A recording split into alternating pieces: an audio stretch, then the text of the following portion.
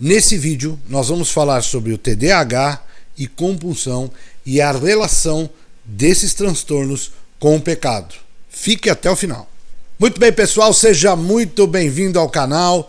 Mais uma vez eu agradeço você que está aqui com a gente hoje assistindo esse vídeo.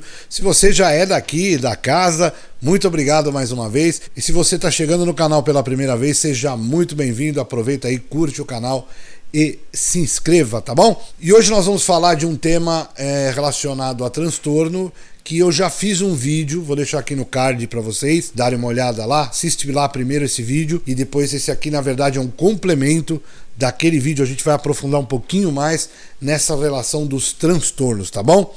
Então você que gosta desse assunto, fica até o final do vídeo, porque eu tenho certeza que vai ser muito legal. Nós temos hoje para falar dois transtornos específicos. Eu peguei dois transtornos para a gente tentar fazer um link entre esses transtornos e o pecado, que a gente chama de pecado, né? Então, vamos lá. Vamos começar pelo TDAH? Então vamos pelo TDAH. TDAH, para quem não sabe, é um transtorno de déficit de atenção e hiperatividade. TDAH é muito mais comum do que você imagina hoje em dia no nosso mundo, né? E é óbvio que em muitos casos ele pode provocar situações em que, para alguns mais religiosos, se tornam pecados às vezes imperdoáveis, apesar de eles não serem indicados e não terem a prerrogativa de tal julgamento. Então vamos lá, vamos falar um pouquinho desse transtorno. O TDAH ele tem assim algumas particularidades que eu gostaria de pensar aqui nesse vídeo. A gente poderia falar do déficit de atenção, a gente poderia falar sobre a falta de capacidade não. A gente pode falar também falando em TDA, a gente pode falar na dificuldade de gestão de tempo. Eu gostaria de pensar principalmente a hiperatividade e a impulsividade. Mais especificamente a impulsividade, porque a impulsividade, no caso do TDAH, é claro, dependendo do espectro que a gente estiver falando, né, o quanto ele é atingido por essa forma, lembrando que o TDAH não é uma doença, tá? É importante falar isso, não é uma doença. O TDAH é uma forma em que o cérebro funciona, como ele foi formado, né, como ele age. Então eu explico um pouquinho lá no outro vídeo sobre o córtex pré-frontal, a dopamina, enfim. Aí tem um pouquinho lá no outro vídeo, vai lá e assiste um pouquinho lá para você depois vir para cá. Enfim, a questão da impulsividade, ela pode gerar três grandes problemas quando a gente fala em relação a pecado. Por quê?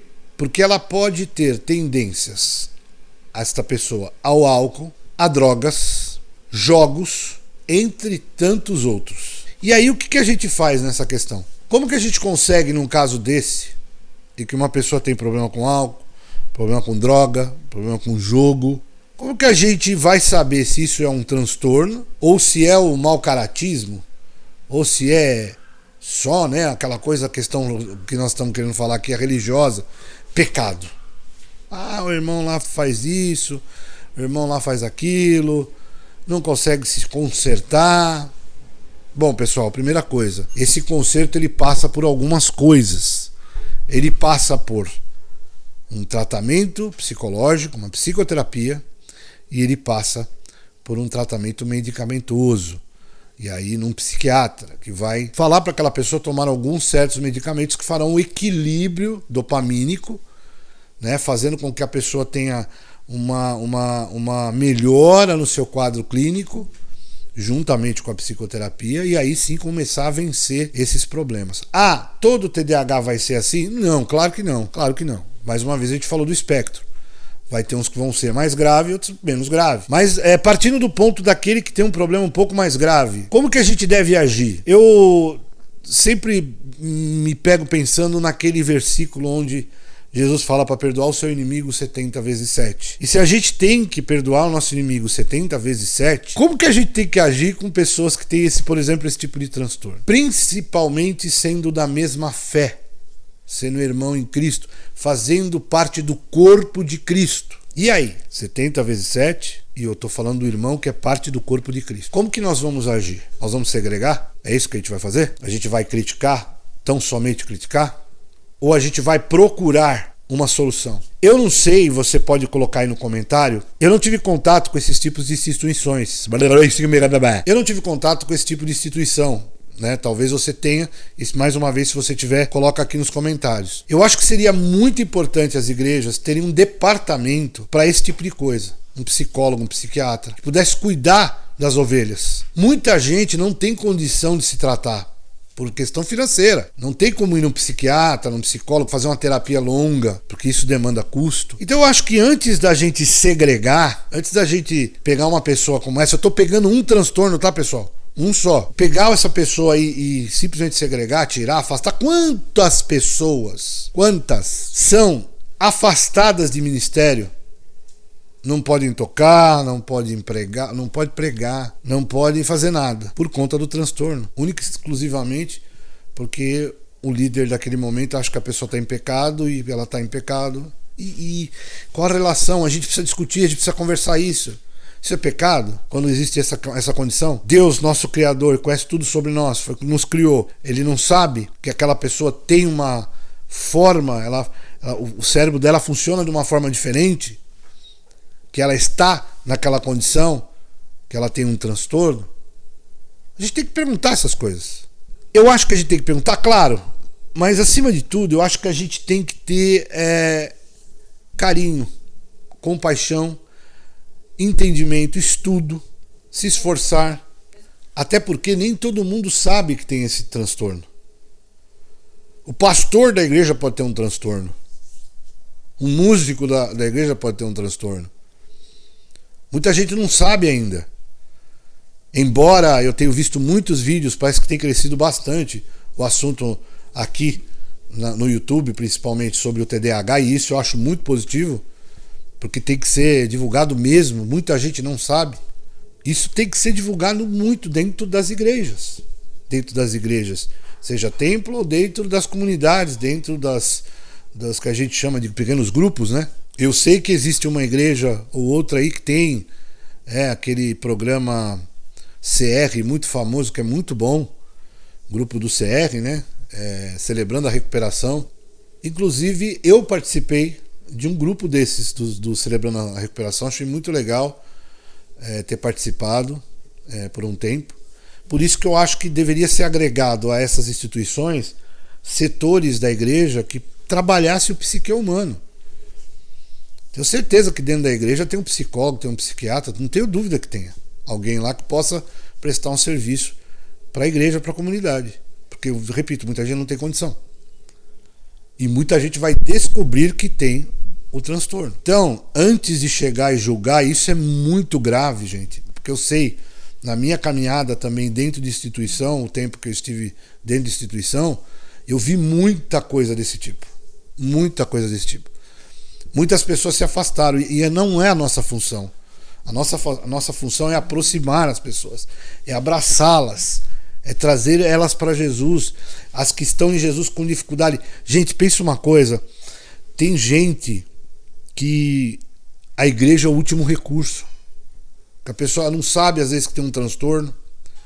Eu não falei aqui de depressão, que inclusive pode ser também uma comorbidade do TDAH, mas eu não falei aqui de depressão. Às vezes o último recurso da pessoa é a igreja. Fobia social, e aí a pessoa, nossa, aquela pessoa esquisita, não sei o que. A gente sabe, a gente tá sempre julgando e segregando, gente. Pô, isso é muito feio. Isso é muito feio. E eu acho que é função da igreja, sem dúvida alguma, proporcionar isso tudo. Porque vai ajudar tanto a sua sociedade local, como isso pode se transformar, sabe o efeito dominó? E ir para outros lugares. Porque o julgamento e as coisas não legais que a gente tem feito já passou pelo efeito dominó, está em todos os cantos. Então por que não fazer alguma coisa agora legal, positiva? Isso, sem dúvida alguma, é muito importante. Por isso que eu senti vontade de fazer esse vídeo. E como eu gostaria que ele fosse muito compartilhado e que mais gente pudesse entrar nessa discussão e nesse debate. Isso acontece em todos os lugares, é no trabalho, é na escola. Você vai pegar aí no YouTube vários depoimentos de pessoas que sofreram bullying, que sofreram na infância por conta do TDAH, principalmente na escola. Sabe aquele garoto? Ah, ele é voado, não presta atenção na aula, parece que tá voando. Você fala com ele, ele não presta atenção, não escuta. E na igreja acontece a mesma coisa, gente. A gente não pode se eximir disso. E eu não estou falando só igreja, instituição, tá? Estou falando do corpo de Cristo. Os próprios líderes, como eu disse, podem ser vítimas desses tipos de transtorno e às vezes nem saber.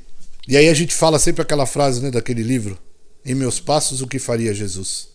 Quando você vê os milagres, sinais de Jesus, você pensa em cada um deles, as pessoas que ele se aproximou,